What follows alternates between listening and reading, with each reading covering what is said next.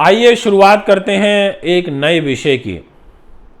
जब भी जीवन में कोई परिवर्तन होता है ग्रहों के अनुरूप, तो दोस्तों बहुत बड़ा व्यापक प्रभाव हमारे इस शरीर पर, हमारे दैनिक जीवन में और इस भूलोक भविष्य के ऊपर पर दिखाई पड़ता है।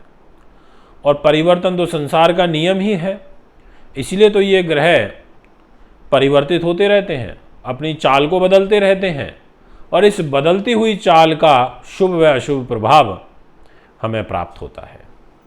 आज की इस वीडियो में मैं आपके साथ में चर्चा करूंगा देव गुरु बृहस्पति की यह जो चाल बदलेगी, इस चाल से आपको और मुझे क्या लाभ प्राप्त होगा, और साथ में गुरुदेव जैसे महान ग्रह जब मेष राशि में जाएंगे तो क्या देंगे। मेष राशि वालों को तो बना ही देंगे, क्योंकि मेष राशि सर का प्रतिनिधित्व करती है। इस भचक्र की सबसे पहली राशि है। हमारे शरीर के बॉडी पार्ट में हमारा हेड है जो ये अब ऊपर का पोर्शन, इसको प्रभावित करती है। और मेष राशि अग्नितत्व प्रधान राशि है। स्ट्रिक्ट भी बनाएंगे, डिसिप्लिन मैनर में काम करना भी सिखाएंगे गुरुदेव, और आपको एक सलाह सही देंगे और मार्ग प्रशस्त करना भी आपको सिखा देंगे। दोस्तों 3 राशियों की चर्चा होगी आज इस वीडियो में। कौन सी होगी वो अभी आती चली जाएंगी, या आपने थंबनेल में पढ़ भी लिया होगा। तो शुरुआत करता हूँ। प्रणाम स्वीकार करिए हमारे यूट्यूब चैनल से, फेसबुक पेज से, हमारे इंस्टाग्राम से जुड़े रहने के लिए आपका बहुत बहुत आभार और धन्यवाद व्यक्त करता हूँ। दोस्तों सबसे पहले मैं आपसे चर्चा करना चाहूँगा कन्या राशि के विषय में। कन्या राशि देवगुरु बृहस्पति की होती है और ये बुध की होती है कन्या राशि। और बुध के पास क्या है?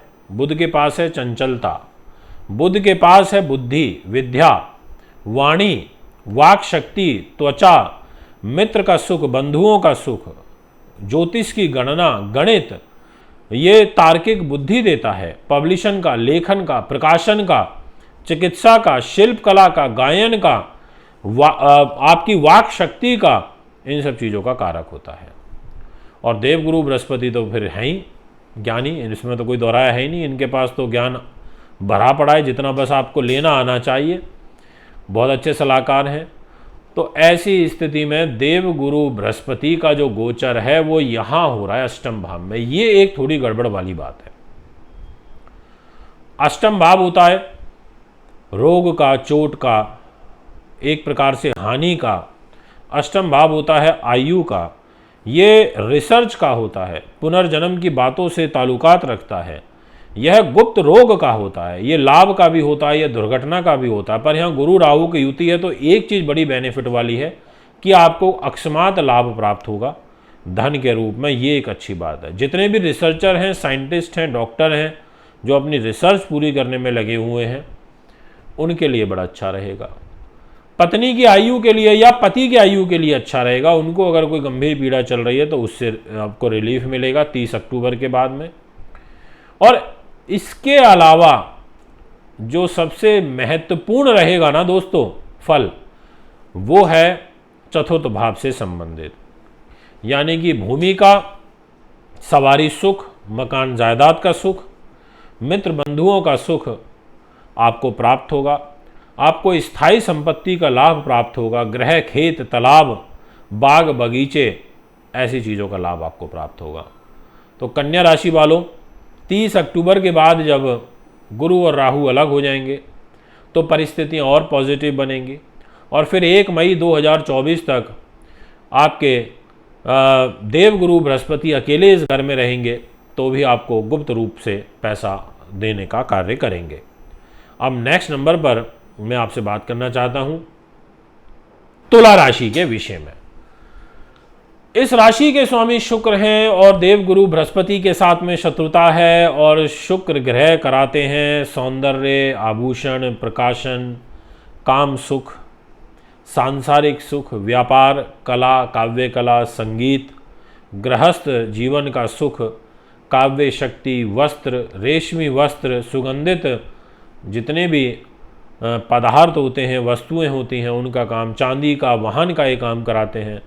होटल लाइन का काम कराते हैं। और गुरु के ठीक इसके विपरीत काम है, मतलब गुरु भी आभूषण वगैरह नहीं, सात्विक काम कराते हैं, ज्ञान ध्यान से, पढ़ाई लिखाई से, इंस्टीट्यूशन से, ऐसी चीज़ों से कराते हैं। अब देवगुरु बृहस्पति यहाँ आपको दिखाई दे रहे होंगे मेष राशि में बैठे हुए, और 30 अक्टूबर 2023 तक देवगुरु बृहस्पति इसी मेष राशि के अंदर रहेंगे, और उसके बाद ये मीन में चले जाएंगे, जहाँ आप 12 नंबर लिखा देख रहे हैं यहाँ आ जाएंगे। तो देवगुरु जब निकलेंगे, इस घर से निकलेंगे, तो इनकी पंचम दृष्टि आपके लाभ स्थान पर पड़ेगी। लाभ को देखना ये एक शुभ साइन है। इनकी सप्तम दृष्टि आपके मान सम्मान व यशो उपलब्धि के घर पर पड़ेगी, वो बड़ी अच्छी होती है। और इनकी नवम दृष्टि जो है वो छोटे भाई बहन, मित्रगण व सगे संबंधियों के घर में पड़ेगी, और यह भी आपके लिए बहुत अच्छी होती है। तो एक प्रकार से देवगुरु बृहस्पति बहुत ही बढ़िया जगहों पर आपको देखेंगे, अच्छी इनकी दृष्टियां रहेंगी, ये मैं आपसे कहना चाहता हूँ। तुला राशि वालों के लिए सबसे बड़ा एडवांटेज दाम्पत्य सुख के रूप में आपको प्राप्त होगा, यानी कि मैरिज लाइफ अच्छी रहेगी, मैरिज लाइफ का सुख आपको प्राप्त होगा, ये स्पष्ट रूप से आप समझ लीजिए। तो यहाँ तुला राशि की हमने अभी बात करी। इसके बाद नेक्स्ट नंबर पर मैं आपसे बात करना चाहता हूँ वृश्चिक राशि के विषय में। वृश्चिक राशि वालों, आपके लिए यहाँ पर थोड़ा सा तनाव है, क्योंकि छठे भाव में गुरुदेव चले जाएंगे। शुभ ग्रह अगर छठे भाव में रहता है और राहु के साथ में रहता है, तो गुप्त शत्रु का भय बढ़ जाता है, शत्रु से हानि का भय बढ़ जाता है, शत्रु परेशान करने का प्रयास करते हैं। और देवगुरु बृहस्पति कैरियर का उत्थान जरूर करेंगे, पर बहुत स्ट्रगल और मेहनत अब आपका यहाँ पर बढ़ जाएगा, क्योंकि ये धन के, जहाँ ये 9 नंबर लिखा है ना, यहाँ के स्वामी होकर गुरुदेव यहाँ बैठेंगे और मीन राशि से द्वितीय भी हो जाएंगे। तो ऐसी स्थिति में पैसा वगैरह ठीक है, आप कमा लोगे, अर्जित कर लोगे, कुछ अकस्मात तरीके से भी कर लोगे, पर एक भय भ्रम और मानसिक रूप से पीड़ा, प्रताड़ना, ये आपको काफ़ी महसूस होगी। ऐसा ग्रह गोचर आपकी पत्रिका में मुझे दिखाई पड़ता है, इसलिए आप थोड़ा सा ध्यान से रहें, केयरफुली काम करें। गुरु राहु का जब तक चंडाल दोष रहेगा तब तक तो बहुत ज़्यादा, और ये रहेगा 30 अक्टूबर तक, क्योंकि युति दोनों की रहेगी, और इसका ज़्यादा प्रभाव 3 महीने फेस करना पड़ेगा आपको, मई, जून और जुलाई 2023 तक। तो दोस्तों, कुछ इस प्रकार की घटनाएं यहाँ पर घटित होती हुई नज़र आ रही हैं। लाभ को, कर्म को देखेंगे, कर्म के लिए ठीक है, धन को भी देखेंगे तो धन वगैरह कमवा देंगे, पर वो ये पैसा वगैरह बीमारियों पर खर्च होता रहेगा। ये है आपका फल। अगर आप भी कुंडली बनवाना चाहते हैं, दिखाना चाहते हैं, पूजा पाठ या रथ लेना चाहते हैं, तो हमें संपर्क कर सकते हैं। अभी आपसे ज़्यादा चाहता हूँ। नमस्कार, बहुत बहुत धन्यवाद।